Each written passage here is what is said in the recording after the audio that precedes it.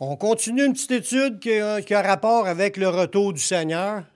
Puis qu'est-ce qui va se produire dans ces événements-là qu'on attend bientôt, qu'on attend de tout notre cœur? Je ne sais pas pour vous comment ça se passe, mais pour moi, j'y crois à 100 000 à l'heure. J'ai hâte que ça arrive. J'ai hâte que Jésus revienne. J'ai hâte qu'il descende puis qu'il vienne établir son royaume sur cette terre.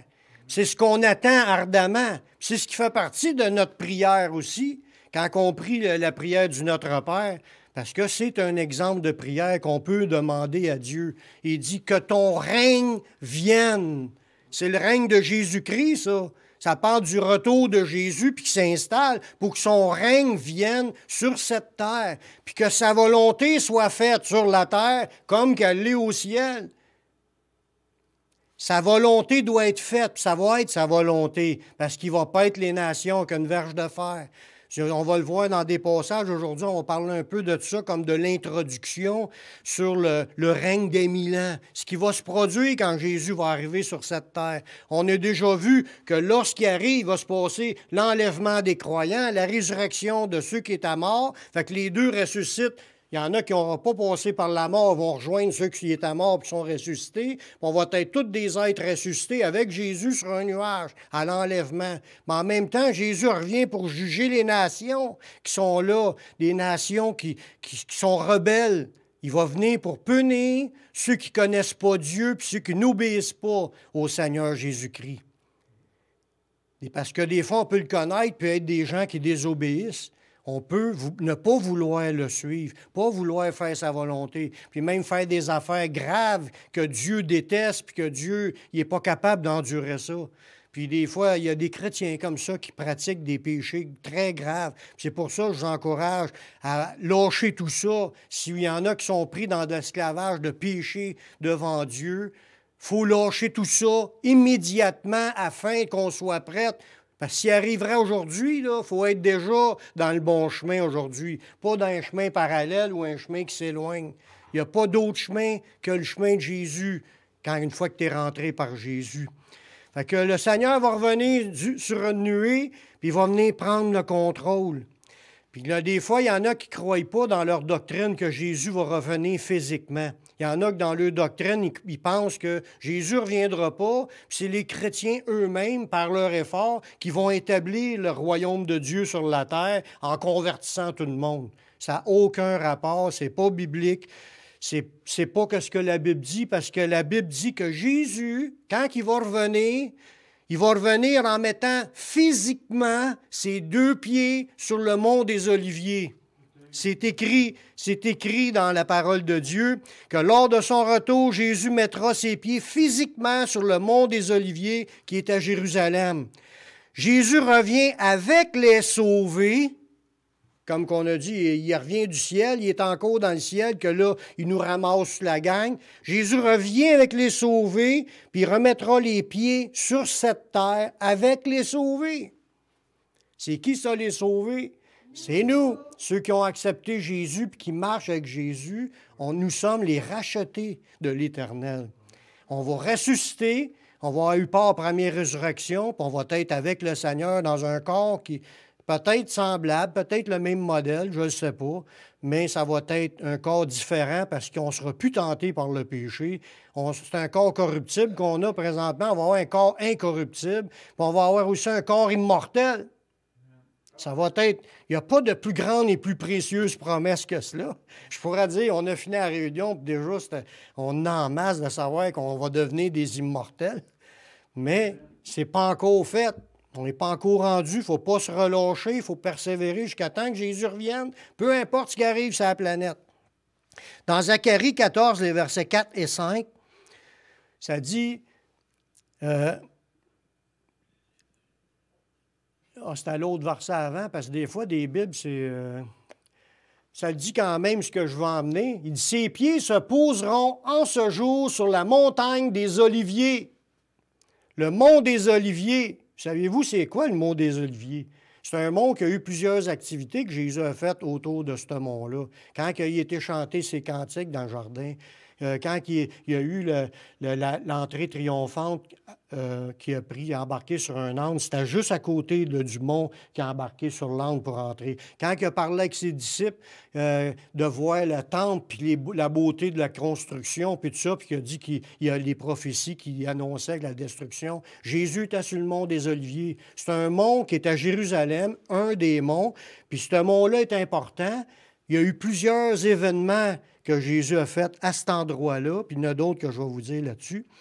Mais ça nous dit que l'Éternel combattra les nations. Il dit, il va mettre ses pieds, parce que le verset qui était avant, ça dit, l'Éternel paraîtra et combattra les nations comme il combat au jour de la bataille. Ça, c'est la bataille d'Armageddon, quand je vous dis qu'il va détruire la multitude dans ce monde. Il dit, ses pieds se poseront en ce jour-là. Tout de suite après la bataille, dans ce jour-là de la bataille, ses pieds vont se poser ce jour-là sur la montagne des Oliviers qui est vis-à-vis de Jérusalem, du côté de l'Orient. Puis là, ça dit que la montagne va se séparer en deux, puis il va se former une grande vallée entre les deux. Il va y avoir un changement géographique parce que la Bible nous parle d'un immense tremblement de terre qu'il va avoir lors de cette bataille-là, que toutes les villes des nations vont s'effondrer, puis il va y avoir un tremblement de terre qui va changer aussi l'aspect de Jérusalem. Ceux qui veulent des versets là-dessus, j'en ai parlé, je peux vous les redonner de toutes ces idées-là que je vous dis là présentement. Puis ça dit... après que ses pieds se poseront en ce jour-là sur la montagne des Oliviers, au verset 5, va à l'autre verset par la suite, il dit qu'ils vont fuir, les Juifs qui vont rester de survivants vont fuir à travers les montagnes. Puis à la fin, à la fin du verset 5, ça dit, « Et l'Éternel, mon Dieu, viendra, et tous ses saints avec lui. » Ça va être un moment spécial parce que Jésus descend corporellement sur la terre, met ses pieds sur la terre, la montagne va se fendre en deux. Il y a des Juifs qui vont pouvoir se sauver par là, ceux qui vont avoir survécu à la bataille d'Armageddon. Puis nous, les saints, les sauvés, les ressuscités, on est avec Jésus. On va être avec Jésus à Jérusalem, puis on va suivre Jésus partout où est-ce qu'il va aller. Ça dit, on sera toujours avec le Seigneur. C'est dans d'autres versets.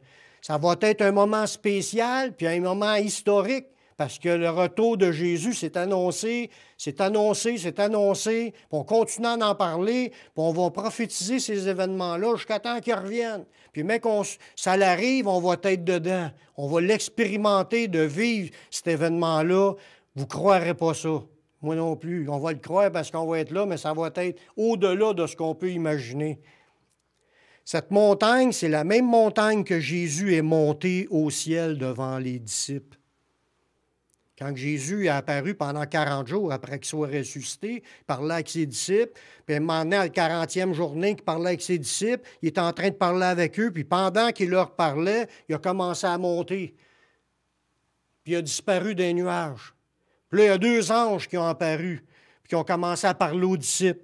Puis ça dit, les anges ont dit... Dans Acte 1, 11, ça dit « Hommes galiléens, pourquoi vous arrêtez-vous à regarder au ciel? Ce Jésus qui a été enlevé au ciel du milieu de vous viendra de la même manière que vous l'avez vu allant au ciel. »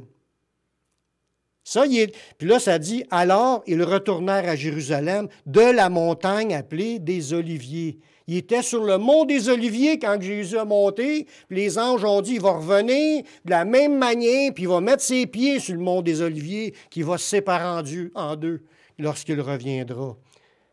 Wow! Quand il dit qu'il va revenir de la même manière, c'est même aussi à la même place qu'il est parti. Puis autant qu'il a monté de même, qu'il a monté puis il a disparu dans le ciel, il va revenir du ciel, Jésus, avec tous ses saints et ses anges, puis ils vont redescendre pour venir mettre ses pieds sur cette montagne-là.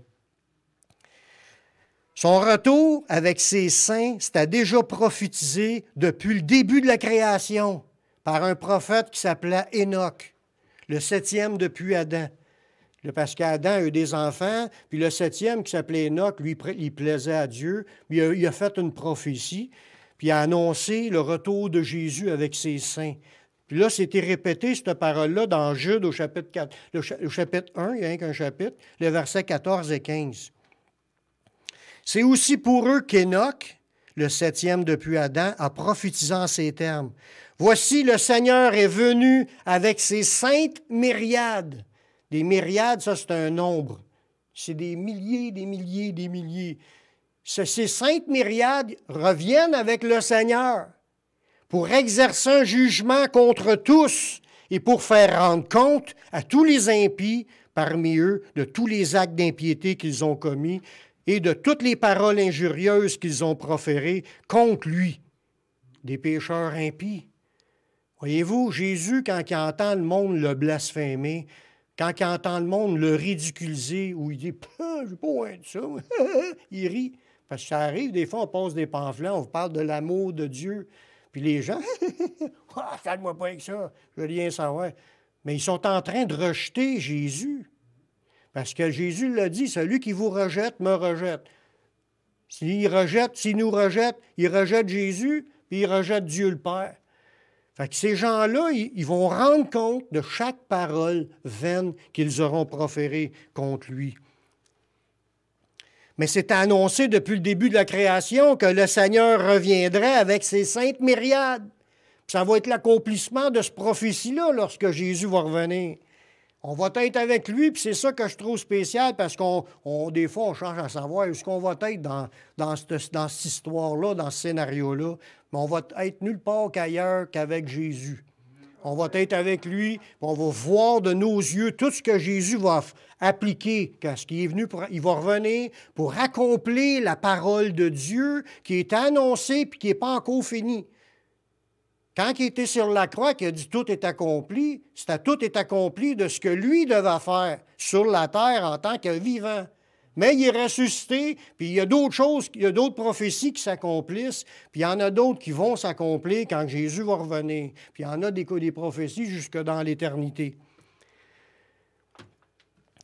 Le Seigneur deviendra, à ce moment-là, quand il va revenir avec ses disciples, ces myriades, ces millions de personnes qui vont l'accompagner, c'est nous les sauvés, les rachetés. Le Seigneur deviendra le Seigneur de toute la terre. Je l'ai dit déjà, la terre est au Seigneur et tout ce qu'elle renferme, sauf que Dieu l'a prêté aux hommes pour un temps temporaire, puis le diable en a profité pour prendre son autorité, puis établir son royaume des ténèbres ici-bas. Mais Jésus va revenir, puis il va devenir le Seigneur de toute la terre. Puis ce sera le début du règne du Seigneur pour des milliers d'années. Par la suite, à cause qu'il est revenu, il n'y aura plus aucun autre nom d'un Dieu quelconque sur la terre. Il n'y aura pas d'autre Dieu qui va être célébré que le Dieu d'Israël, le Dieu d'Abraham, d'Isaac, de Jacob, le Dieu 3 fois saint, l'Éternel des armées. Tous les noms, c'est le seul Dieu, puis c'est Jésus-Christ, son envoyé, qui est Dieu, mais il est là pour faire son rôle en tant que fils, parce qu'il nous a été donné, dans un sens, comme la prophétie le disait, qu'il viendra un fils qui nous sera donné, puis ça, il sera appelé Dieu puissant, puis Père éternel. Puis c'est ce qu'il est. Jésus, c'est le Dieu tout-puissant, c'est le Père éternel qu'on voit dans la forme de Jésus. Il existait en forme de Dieu, puis il existait un bout en forme d'humain, puis il est retourné dans sa gloire, puis il a réobtenu sa position qu'il avait auprès de Dieu après sa résurrection. Fait que Jésus va revenir sur la terre, prendre son règne, puis il n'y aura pas d'autre Dieu sur la terre, puis aucun autre nom qui va être mentionné comme un Dieu. Dans Zacharie 14, le verset 9, ça dit « L'Éternel sera roi de toute la terre. » En ce jour-là, l'Éternel sera le seul éternel et son nom sera le seul nom. Déjà, la Bible elle dit que c'est le seul nom qui a été donné aux hommes par lequel on peut être sauvé. C'est le nom de Jésus-Christ. Mais dans ce moment-là, il n'y a même plus aucun autre peuple sur toute la planète, de tous ceux qui vont repeupler la terre, il n'y aura plus aucun autre nom qui va être prononcé que le nom de Yeshua. Dieu le Père, c'est le Tout-Puissant, c'est lui le vrai Dieu et la vie éternelle, que ça nous dit dans Jean.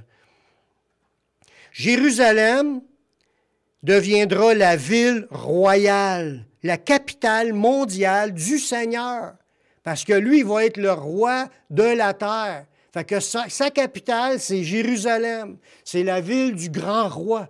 C'était annoncé à travers David. Puis c'était dit que Dieu donnera à David un descendant qui régnerait pour l'éternité. Ce descendant-là, c'est Yeshua, qui est le descendant de David, qui va s'asseoir sur le trône de David, son père, puis il va régner éternellement. Parce que son règne va durer tout le temps terrestre qui va rester, plus le temps éternel quand tout va être fini. Il va être encore le roi de la création. Puis Jérusalem, c'est la ville du grand roi. Dans Zacharie 14, versets 10 et 11, ça dit « Tout le pays deviendra comme la plaine de Gibéa à Rimon, au midi de Jérusalem, et Jérusalem sera élevée et restera à sa place. » Comme je l'ai dit, la Bible prédit un changement géographique dans ce territoire-là, puis elle va être élevée comme étant la ville élevée de la planète. Puis elle va rester à sa place. On parle de position physique, mais on parle aussi de position en autorité. Elle va être élevée en autorité parce que c'est le Seigneur des seigneurs et le roi des rois qui va siéger là, qui va être le roi de toute la planète. Il n'y aura plus de gouvernement comme qu'on voit aujourd'hui, puis qui font à leur tête, puis qui se rebellent contre l'autorité de Dieu. Ça va être l'autorité du Seigneur Jésus-Christ sur cette terre. Puis ça nous dit au verset 11 que Jérusalem sera en sécurité. Il n'y aura plus de problème là, puis toute la planète va vivre un règne de paix pendant ce temps-là. Pendant cette période sur la terre où le Seigneur va prendre possession de son règne, lors de son retour, il y a un autre événement que je n'avais pas encore parlé, que là je vous parle aujourd'hui, c'est que Satan et ses démons seront enchaînés et enfermés dans une prison durant le règne complet des milliers d'années du Seigneur. Le diable, tu ne l'entendras plus. Il n'y a plus personne qui va l'entendre parler, nous chuchoter des affaires, nous mettre des pièges, des tentations. Il n'y a plus rien des épreuves. Tout ça, ça va être fini. Il ne sera plus du tout sur cette planète durant le règne complet du Seigneur Jésus-Christ. Parce que présentement, la Bible a dit, le Dieu de ce siècle, c'est le diable. Présentement, c'est lui qui règne sur la terre. Même si Dieu règne sur les grands événements de la planète, Dieu a laissé quand même les nations à leur guise de faire ce qu'ils veulent. Puis le diable aussi, il peut faire peut-être pas tout ce qu'il veut, mais il demande des affaires, puis Dieu le laisse aller. Il est le Dieu de ce siècle, il est invoqué, il est prié, il est louangé, il est servi par du monde qui donne leur vie à Satan. Puis quand je dis à Satan, c'est pas juste à Satan, c'est aux démons. Le diable, ses anges qui l'ont suivi, c'est des démons qui sont là, qui agissent dans les familles, qui agissent dans les gens individuellement, qui nous inspirent des pensées, puis nous font entrer dans le péché, dans la désobéissance, tout ça. Puis qui ont des projets aussi pour la planète. Parce que c'est Satan qui va rassembler le monde pour vouloir faire la guerre à Jérusalem, à la bataille d'Armageddon. Tous ces plans machiavéliques qu'on dit, là, on n'ignore pas ses desseins, on le sait ce qu'il pense, puis on le sait ce qu'il veut faire. Mais il va y avoir un terme à cela. Il ne sera plus là quand Jésus va revenir prendre possession de son règne. Le diable va être pris, enchaîné, puis il va être mis dans une prison pour tous les milliers d'années que le règne des 1000 ans va avancer. Dans Apocalypse 20, les versets de 1 à 3, ça nous parle de cela. Puis je vis descendre du ciel un ange qui avait la clé de l'abîme et une grande chaîne dans sa main. Je ne sais pas quelle longueur qu'elle a, mais elle est assez longue, pogner tous les esprits qui est démoniaques, il va tous les pogner et les enchaîner avec. Puis là, il dit, il saisit le dragon. Ce dragon-là, on le voit à plusieurs passages dans la Bible. Ça, c'est le diable lui-même, Satan, l'adversaire. Il saisit le dragon, le serpent ancien. C'est lui qui était là, qui a fait tomber Adam et Ève au début de la création. Ce serpent-là, c'est le diable, c'est Satan. Il va être saisi, ce dragon-là. C'est le serpent ancien, qui est le diable et Satan. Il est appelé de tous ces noms-là. Et il le lia pour les 1000 ans. Il le jeta dans l'abîme. Ça, c'est une prison, cet abîme-là. Puis ferma et scella l'entrée au-dessus de lui, afin qu'il ne séduisît plus les nations jusqu'à ce que les 1000 ans fussent accomplis. Après ça, il faut qu'il soit délié pour un peu de temps. Je ne vous parlerai pas de suite du délit, de comment est-ce qu'il va être délié et qu'est-ce qui va se produire. Mais pour le moment, c'est de savoir que quand Jésus va revenir, les nations vont être anéanties, vont rester des survivants qui vont repeupler la terre. Mais Jésus va prendre possession de son règne, puis il y a un ange puissant qui va prendre Satan et son armée, puis ils vont les enfermer pour qu'ils ne séduisent plus les nations. Séduire, là, c'est nous tromper, nous entraîner à faire d'autres choses que ce que Dieu veut. Ils travaillent présentement, ces démons-là, à séduire le monde, puis séduire même les chrétiens si les chrétiens se laissent faire. Mais il ne sera plus là. Fait que toutes les nations ne seront plus influencées par le diable. Fait que il y a des influences de prendre ce qui est à l'autre, des influences de faire du mal aux autres. Tout ce qui aura pu nous mettre dans la tête, ça ne sera plus là. Même les possessions, des fois, que les démons font de posséder une personne, puis il dit des affaires, comme quand Jésus était dans la synagogue, puis il y a un personnage qui a commencé à crier « Tu es le Fils de Dieu », puis là, il criait contre Jésus. Puis Jésus, il a dit arrière, il l'a chassé, il a dit tais-toi, puis sors de cet homme, puis l'esprit est sorti. Ça existe, ça, des gens possédés par ces démons-là, ça n'existera plus. Il n'y aura plus de cela. Gloire à Dieu. Merci Seigneur. Le diable n'est pas le Tout-Puissant. Son règne terrestre achève. Amen. N'oublions pas que l'armée de Satan a déjà été vaincue par Jésus à la croix. C'est juste parce que Dieu, il laisse le temps de continuer à faire certaines affaires pour qu'un plan s'accomplisse, mais Dieu a tout en contrôle. Satan est déjà vaincu. Dans Colossiens 2,15, ça dit « Il », en parlant Jésus, il a dépouillé les dominations et les autorités, puis il les a livrées publiquement en spectacle, en triomphant d'elles par la croix. Il y a plus qu'un passage qui dit que Jésus les a vaincus, mais Jésus a vaincu et dépouillé les autorités qui sont ces démons-là. La victoire est déjà donnée, puis Jésus est déjà le roi, sauf qu'il n'a pas pris encore sa place, mais il va le prendre quand il va revenir. L'armée des ténèbres a aussi déjà été vaincue par les anges de Dieu et le diable, et ces démons ont déjà été précipités sur la terre. Parce qu'avant, ils siégeaient dans le ciel avec Dieu. Puis quand Jésus a remporté la victoire sur la terre, ça a fait que Michel et ses anges ont combattu contre les démons qui étaient dans le ciel. Puis ils ont été vaincus, les démons, puis ils ont été garochés dehors.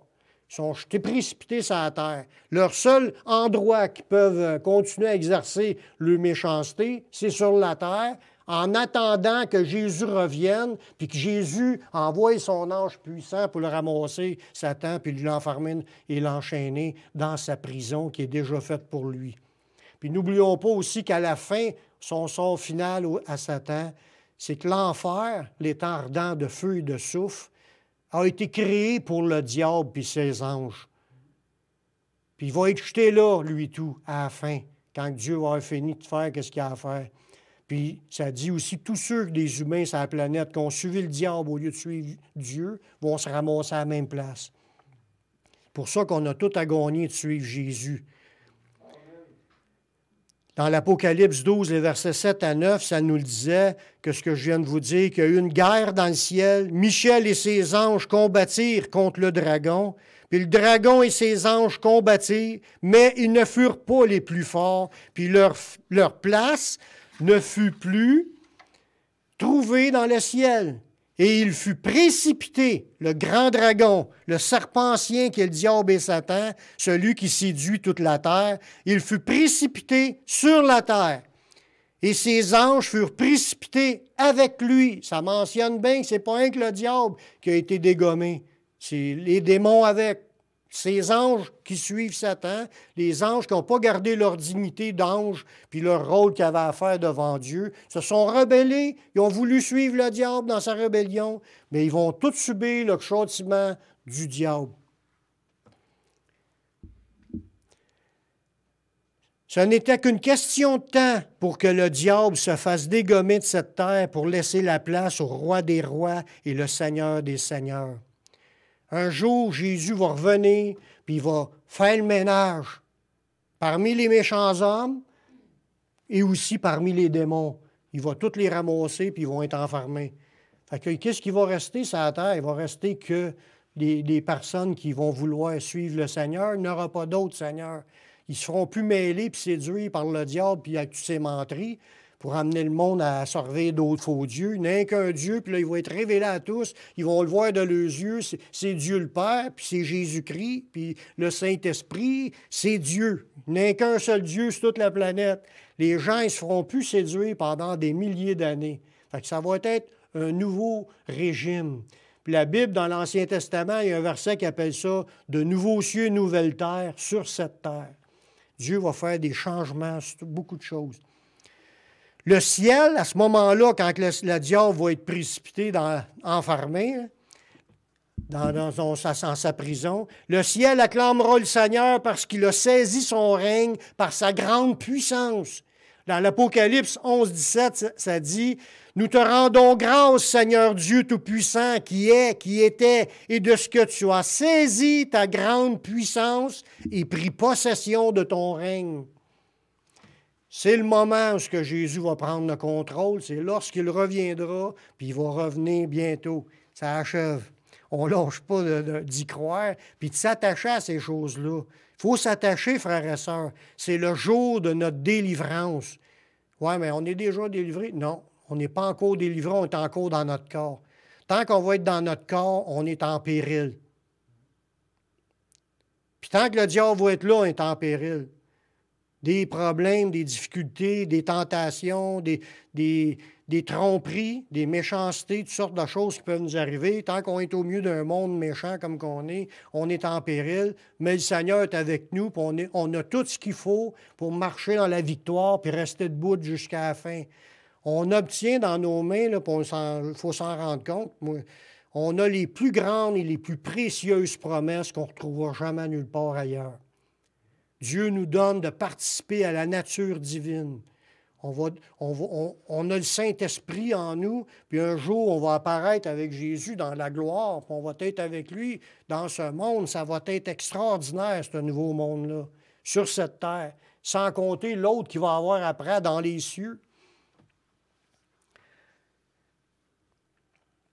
Jésus prendra possession de son règne sur cette terre, puis il paîtra. Paître, c'est comme un berger qui est avec ses moutons, son troupeau de moutons. La planète va être son troupeau de moutons, puis Jésus va avoir son sceptre dans ses mains. C'est sa verge qui appelle ça. C'est le mot sceptre. C'est un bâton de roi. Puis il paîtra, il va paître les nations avec une verge de fer. Cette verge de fer-là, c'est un sceptre en fer. Le sceptre, c'est le signe de royauté. Paître, c'est l'idée qu'il est le Seigneur, le chef des brebis. Puis les brebis de la planète entière vont suivre le Seigneur.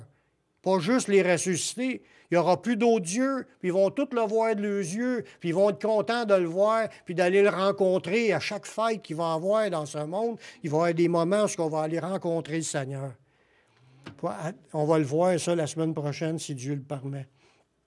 Mais ça va être spécial. Jésus va avoir un sceptre en fer. Ça représente la fermeté, la solidité de son royaume. Ça représente que ça ne plie pas et ça ne cassera pas. C'est un royaume éternel que Jésus reçoit, puis il va paître les nations d'une manière droite. Ce n'est pas un bâton qui plie, là, en voulant dire, wow, ou un bâton qui est pas assez long. Il va conduire le monde dans la droiture puis la vérité. Ça dit, tout ça pour accomplir une autre prophétie qui a été écrite dans les psaumes, dans le psaume 2, le verset 9, ça dit, en parlant de Jésus, « Tu les briseras avec une verge de fer, tu les briseras comme le vase d'un potier. » Parce que quand Jésus va arriver, il va frapper les nations qui sont devant lui, les nations assemblées à Jérusalem, pour faire la guerre à Jérusalem. Jésus va massacrer cette armée-là qu'il va avoir là, parce que c'est le point final de l'histoire de l'humanité. Ça va être une nouvelle histoire qui va commencer, mais avec le règne du Seigneur. Tout le monde va confesser que Jésus est Seigneur à ce moment-là, de ceux qui vont rester. Mais ce qui est encore extraordinaire comme promesse que Dieu nous fait à nous, qu'on ne mérite rien, là, qu'on n'est pas meilleur que les autres, tout était les cadeaux que Dieu nous a donnés. Tous ceux qui ressusciteront avec Jésus, bien, paîtront aussi les nations avec la même autorité que le Seigneur. Dans Apocalypse chapitre 2, les versets 26 et 27, ça dit « À celui qui vaincra », ça c'est les chrétiens qui vont avoir la victoire, « et qui gardera jusqu'à la fin mes œuvres. » Voyez-vous, j'en parle souvent de garder jusqu'à la fin ses œuvres. Jésus dit « Je donnerai autorité sur les nations. » Alléluia! Jésus, il a l'autorité, puis il est le roi des rois et le seigneur des seigneurs, puis il va régner le seul sur la planète, puis il va donner à ses disciples ressuscités avec lui autorité, l'autorité du Seigneur sur les nations qui vont rester là.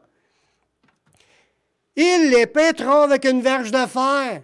Nous aussi, on va administrer le gouvernement divin, dans l'autorité du gouvernement divin, comme Jésus le voudra.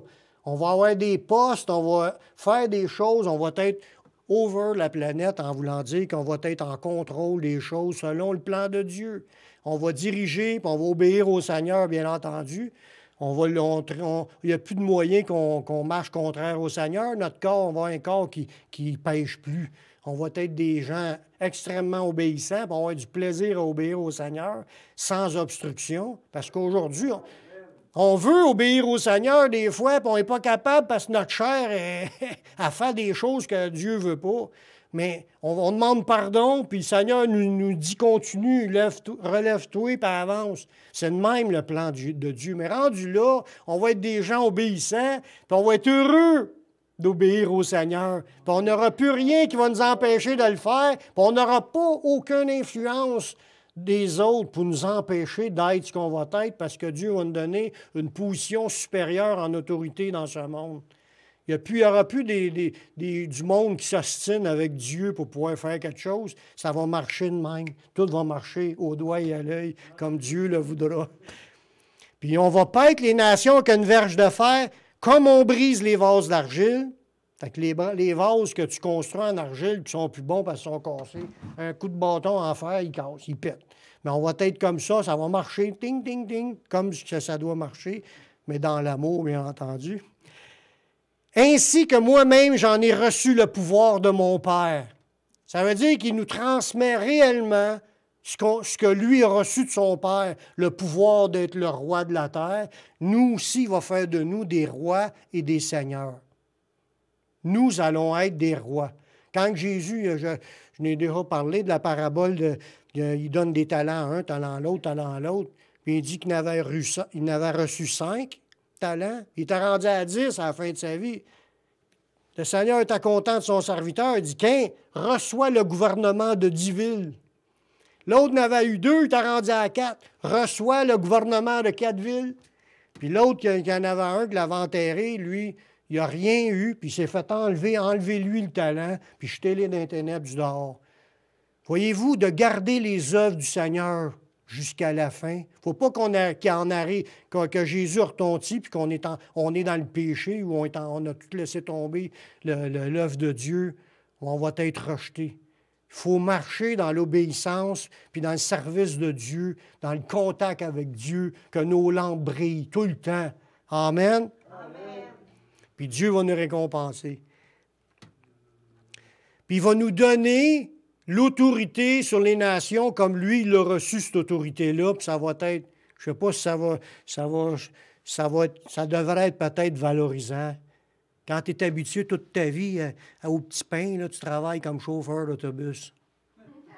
Je donne un exemple. Mais Dieu va faire des chauffeurs d'autobus, il va en faire des rois puis des seigneurs. Il n'y a pas d'honte des métiers qu'on fait là, aujourd'hui, mais c'est à eux, comme vous donner une image. Peu importe le métier qu'on fait, Des fois, on est cultivateur puis on pète du caca. Mais tu es peut-être en train de péter du caca aujourd'hui, mais un jour, tu vas être un roi puis un seigneur. C'est peut-être incroyable, mais Dieu va nous donner aussi tout ce qu'il faudra pour administrer ce qui a à être administré. Puis on va être là, puis on va être content parce qu'il nous a sortis de la boue puis nous a emmenés nous asseoir avec les grands. C'est ce qu'est le plan de Dieu pour nous. Nous avons reçu déjà dans la Bible plusieurs promesses que nous régnerons avec le Seigneur. Dans Romains 5, 17, ça dit « Si par l'offense d'un seul, en parlant d'Adam, la mort a régné par lui seul, à plus forte raison, ceux qui reçoivent l'abondance de la grâce puis le don de la justice par Jésus, régneront-ils dans la vie par Jésus-Christ, lui seul. » Voyez-vous, on a déjà eu d'autres promesses qui nous disent qu'on va régner avec le Christ. On va régner dans cette vie. Ce n'est pas dans une autre vie, dans d'autres choses. Ici même, sur cette terre. On va régner avec le Christ ici, dans cette vie, ça nous dit. Y en a-tu qui sont en train de régner présentement? Je ne pense pas. Donc, elle n'est pas encore accomplie, cette promesse-là. Ça s'en vient. Quand Jésus va revenir, ça va s'accomplir. On va régner dans cette vie. Ouais, mais le gars est mort. Jésus va ressusciter tous ceux qui lui appartiennent, puis on va régner avec lui. Cette promesse-là va s'accomplir comme l'autre. Heureux ceux qui ont le cœur pur, ils verront Dieu. Ouais, mais il est mort. Il va nous ressusciter. On va voir Dieu. On va voir Jésus de nos yeux. On ne l'a jamais vu, mais on va le voir physiquement. On va y serrer la main, on va l'embrasser. La première chose que je vais faire, moi, je pense, je vais l'embrasser, je vais lui embrasser les orteils. Puis c'est ce que le même qu'il faisait dans les temps anciens. Il s'humiliait devant l'autre, surtout que c'est le Seigneur des Seigneurs.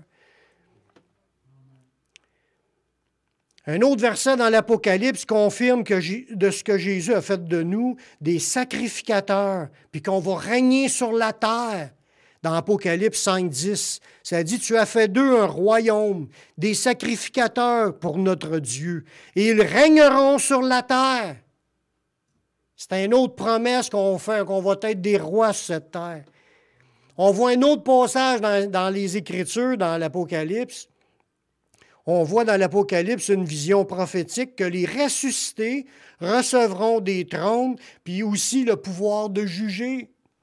Dans Apocalypse chapitre 20, à partir du verset 4. Et je vis des trônes. Là, Jean, l'apôtre Jean, il a eu une vision de l'Apocalypse. Il a une vision de ce qui arrivera dans le futur quand Jésus va revenir. C'est lorsque Jésus reviendra, à la première résurrection. C'est à l'enlèvement. Je vis des trônes. Et à ceux qui s'y assirent fut donné le pouvoir de juger. Et je vis les âmes de ceux qui avaient été décapités à cause du témoignage de Jésus et à cause de la parole de Dieu, et de ceux qui n'avaient pas adoré la bête et son image, qui n'avaient pas reçu la marque sur leur front, sur leurs mains. On parle des chrétiens qui ont résisté jusqu'à la mort. Parce que quand tu t'engages à suivre le Seigneur, c'est jusqu'à la mort. Pas question qu'on reçoive la marque de la bête, ou si tu es dans un pays qui décapite le monde, pas question qu'on abandonne le Seigneur, c'est jusqu'à la mort qu'on suit le Seigneur. Mais ça dit, ils revinrent à la vie, puis ils régnèrent avec Christ pendant 1000 ans. Ces morts-là, ils vont revenir. C'est qui ça? C'est tous ceux qui sont morts depuis le temps de Jésus, puis même avant, à la résurrection. Tous ceux qui appartiennent au Seigneur vont ressusciter à la première résurrection. Ça va être écrit dans notre texte que je vous lis dans l'autre verset. On va revenir à la vie, à la première résurrection, puis on va régner avec le Christ pendant les 1000 ans. Les autres morts ne revinrent point à la vie jusqu'à ce que les 1000 ans fussent accomplis. C'est la première résurrection. Heureux et saints, ceux qui ont part à la première résurrection. Manquez pas la première résurrection. Il n'y a pas première résurrection 1.5. Il y en a juste une. Il n'y a pas deux étapes dans la résurrection. C'est lors de l'enlèvement, il nous ressuscite, il ressuscite les morts. C'est un seul événement. Manquez pas cet événement-là. Soyez prêts pour le jour où Jésus va paraître. Parce qu'il dit heureux ceux qui sont Heureux et saints ceux qui ont part à la première résurrection. La seconde mort n'a pas de pouvoir sur eux, mais ils seront sacrificateurs de Dieu et de Christ, puis ils régneront avec lui pendant les 1000 ans. Parce que là, dans cette traduction-là, on voit 1000 ans, mais dans d'autres versets, on voit les 1000 ans. C'est le chiffre qu'il y a là, c'est un chiffre au pluriel, le 1000. Tu vas voir dans le grec, c'est les 1000 ans. Il faut s'attendre à un règne long. Ça fait déjà combien de 1000 ans, je ne sais pas, mais depuis le début de la création, ça fait 6000 ans d'histoire. Puis à la fin, mais il va en avoir une longue période que Dieu va régner. Puis nous, on va ressusciter, puis il va faire de nous des sacrificateurs de Dieu et de Christ, puis ils régneront avec lui. Ils régneront avec lui.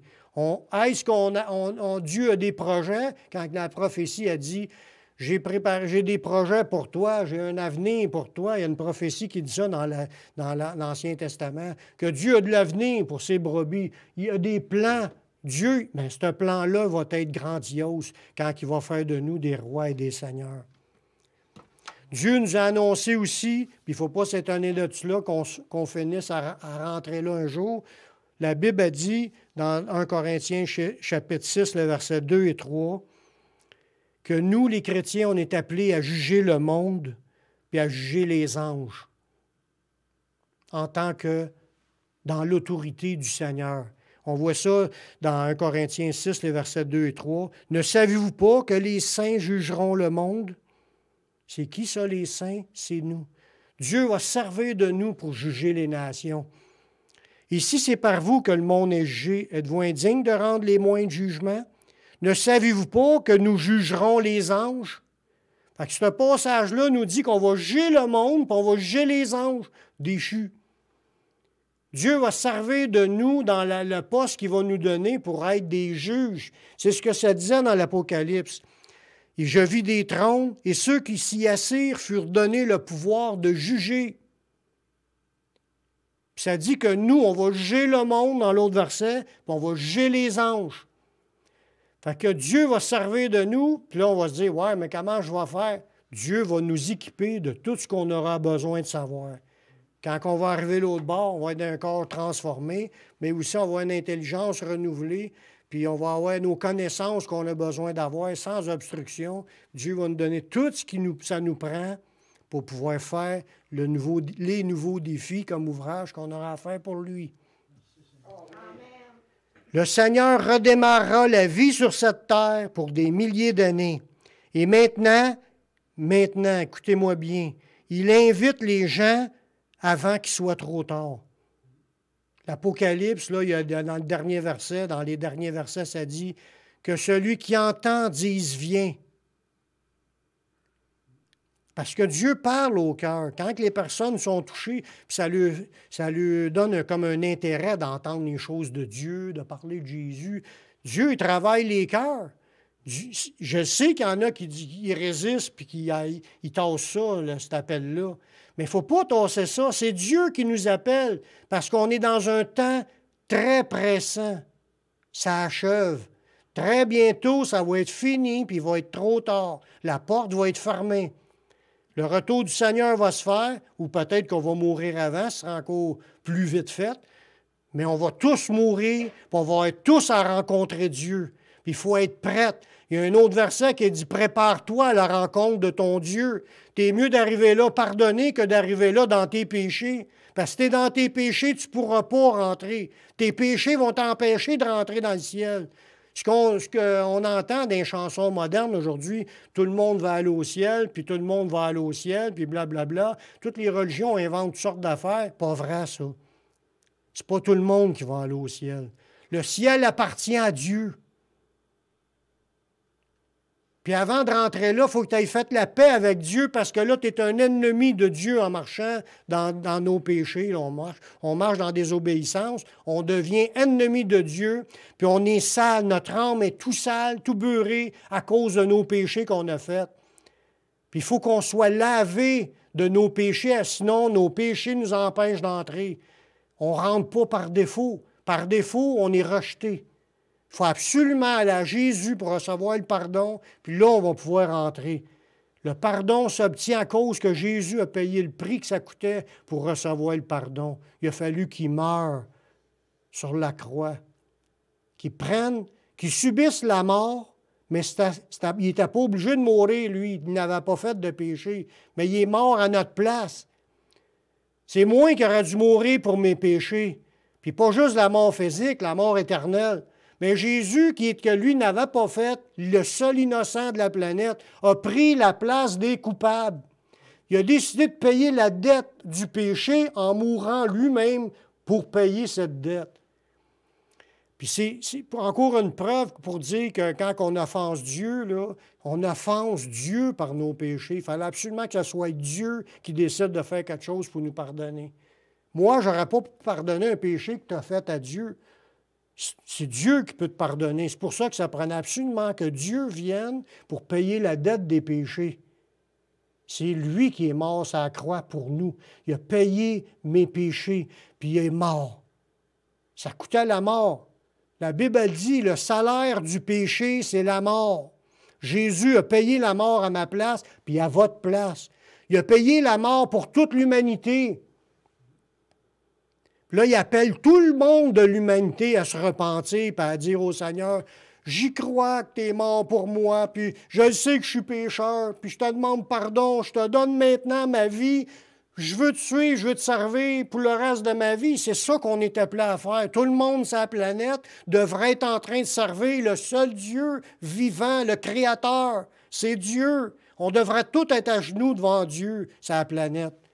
Mais les gens qui ne plient pas le genou, ils résistent à l'appel de Dieu. Mais je parle à tous ceux qui m'entendent, là. C'est le temps aujourd'hui d'accepter Jésus puis de vous engager à le suivre pour que vous puissiez être sauvés. Puis que Dieu va vous utiliser par la suite à sauver d'autres personnes. Parce que Dieu va en sauver le plus grand nombre. Puis les places ne sont pas limitées. Tout le monde pourra se repentir sur la planète, si tout le monde le voudrait. Ça nous dit dans Jean 3,16, « Car Dieu a tant aimé le monde qu'il a donné son Fils unique, afin que quiconque croit en lui, quiconque, c'est n'importe qui croit en lui, ne périsse point, mais qu'il ait la vie éternelle. » Ça veut dire que si tu y crois là, que Jésus il est mort le 2000 ans pour toi, puis tu le crois qu'il est ressuscité, tu es un candidat déjà appelé à dire « Je veux être sauvé », puis tu vas le saisir, tu vas le prendre pour toi. Je vous encourage à faire cette prière avec moi pour pouvoir recevoir Jésus comme votre sauveur personnel. Prions ensemble. Père, je reconnais que je suis un pécheur, que je suis perdu, mais je sais que Jésus-Christ, il est mort sur la croix. Il a versé son sang pour que je puisse être pardonné. J'accepte Jésus comme mon sauveur, comme mon Seigneur. Prends ma vie, je la donne. Je veux te suivre, te servir tous les jours de ma vie. Et donne-moi ton Saint-Esprit pour qu'il me conduise dans la voie de la vie éternelle. Amen. Amen. Si vous avez fait cette prière, sachez que Dieu vous a entendu.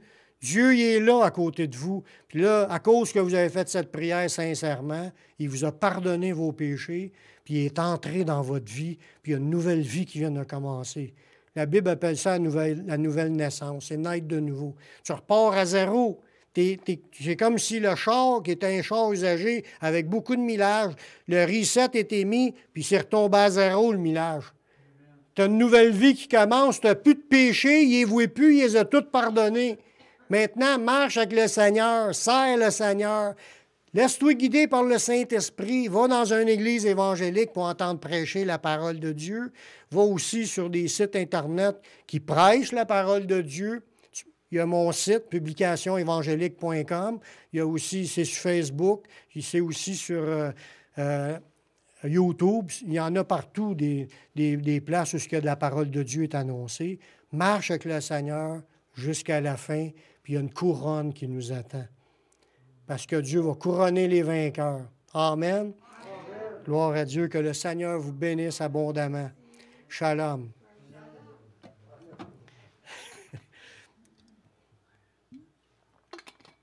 Amen. Y en a-tu qui ont hâte? C'est ça que la Bible dit, de hâter le jour.